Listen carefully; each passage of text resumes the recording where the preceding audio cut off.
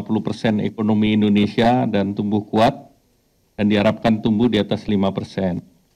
Daya beli masyarakat masih relatif kuat. Kita lihat di indeks keyakinan konsumen, ini bulan November masih 125,9, naik signifikan, dan tentunya juga kita lihat sejalan dengan data yang kita dapat dari Nielsen, menunjukkan bahwa masyarakat masih kuat untuk berbelanja dengan consumer spending tumbuh 1,7%, dengan consumer spendingnya 250 triliun. FMCG, fast moving consumer good, itu 1,1% tumbuhnya. Yang satu lagi yang tekno, konsumen, yang barang-barang digital termasuk HP, komputer, dan belanja digital sebesar 4,3%.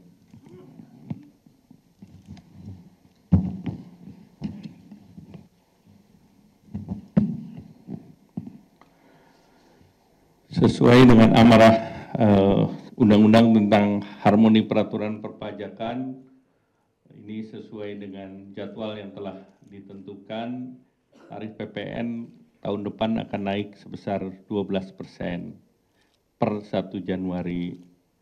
Namun, barang-barang yang dibutuhkan oleh masyarakat, ini PPN-nya diberikan fasilitas atau 0%. Jadi barang yang seperti kebutuhan pokok, beras, daging, ikan, telur, sayur, susu, gula konsumsi, jasa pendidikan, kesehatan, angkutan umum, tenaga kerja, jasa keuangan, jasa asuransi, vaksin polio, hana, rumah sangat, dan pemakaian air, seluruhnya bebas PPN. Jadi nanti ada yang kita berikan fasilitas, yaitu untuk barang-barang tertentu. Nah, kemudian bahan makanan lain dengan penerapan PPN 12% tersebut, pemerintah memberikan stimulus ataupun paket kebijakan ekonomi bagi rumah tangga berpendapatan rendah, itu PPN ditanggung pemerintah 1% untuk barang kebutuhan pokok dan penting, yaitu minyak kita, dulunya minyak curah, itu diberikan 1%, jadi tidak naik ke 12%, kemudian tepung terigu dan gula industri. Jadi masing-masing tetap di 11%. Yang 1% ditanggung pemerintah. Kemudian stimulus ini untuk menjaga daya beli masyarakat, terutama untuk kebutuhan pokok dan secara khusus gula industri yang menopang industri pengolahan makanan minuman yang perannya terhadap industri pengolahan cukup tinggi, yaitu 36,3%, juga tetap 11%.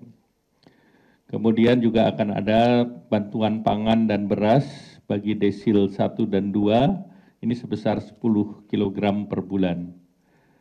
Nah, kemudian untuk mengurangi beban pengeluaran rumah tangga dan daya listrik terpasang di bawah atau sampai dengan 2.200 volt ampere, diberikan biaya diskon sebanyak 50% untuk 2 bulan.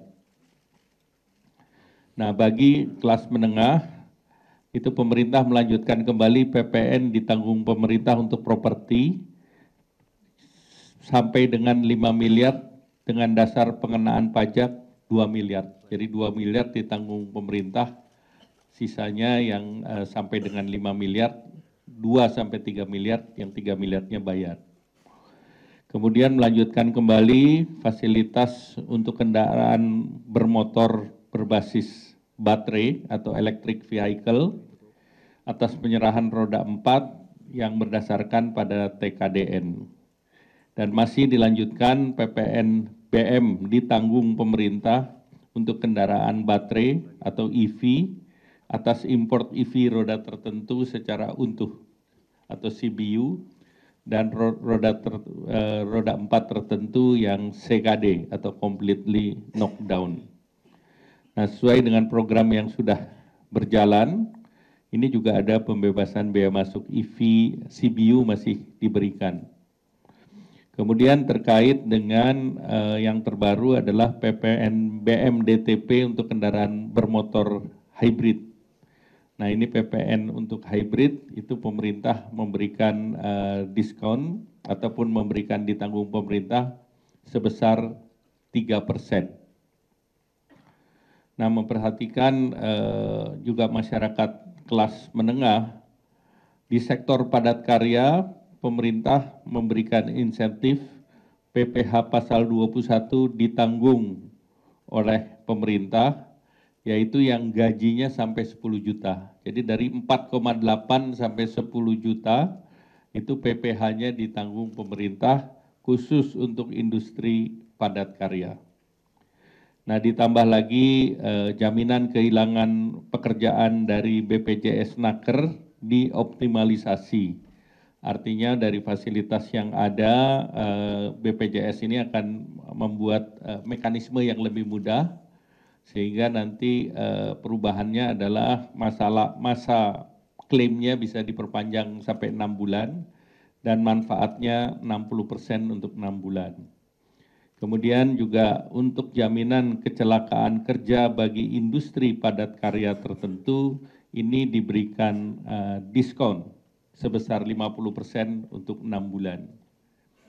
Nah, bagi dunia usaha khususnya UMKM, ini PPh final 0,5% diperpanjang sampai dengan 2025. Kalau berdasarkan regulasi yang ada, tahun 2024 sudah selesai, tetapi ini tetap kita perpanjang sampai dengan 2025. Kemudian untuk pembiayaan industri padat karya, ini fasilitas baru, itu pemerintah memberi subsidi untuk kredit investasi. Jadi untuk kredit investasi guna revitalisasi permesinan di sektor padat karya, itu bisa tekstil, bisa furniture, bisa alas kaki, itu apapun banknya pemerintah subsidi 5%. Dan ini 5% tentu menjadi bagian daripada plafon subsidi yang ada dalam program kredit usaha rakyat.